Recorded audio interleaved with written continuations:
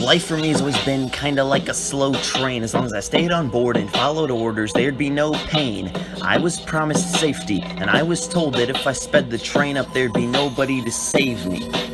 I chugged along the tracks, tracking the miles in the car. Sometimes I see these glowing lights outside and wonder what they are. Strange faces that appear and disappear again, as if a song has started, but I never got to hear the end.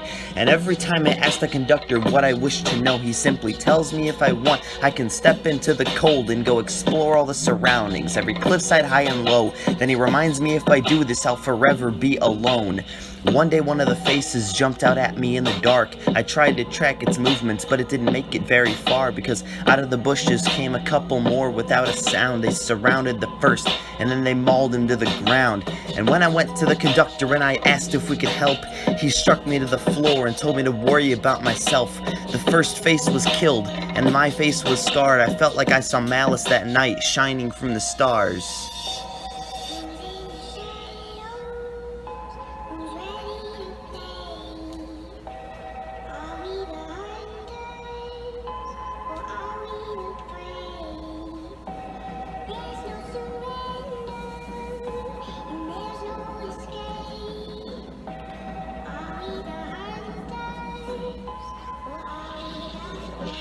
Speed up the train, I said. Let me step into the rain, I said. No, he said. Go, he said. Come back and I'll throw you in the stones, he said. I just couldn't take it. I saw his face and I wanted to break it.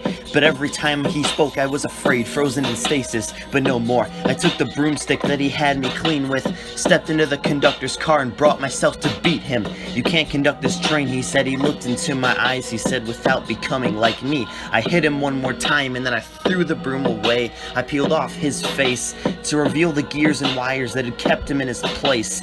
As my mind returned and adrenaline expired, out of curiosity, I touched one of the wires. My bones were filled with metal, my veins were filled with oil, my organs and my muscles became gears, switches, and foil. Now there only copper wires were in my brain. I felt nothing as I threw the old conductor off the train. I looked out at the faces, I didn't want to intervene. They looked back up at me like there was a monster underneath. I sped up the train and I rode away asleep. I couldn't conduct the train without becoming a machine.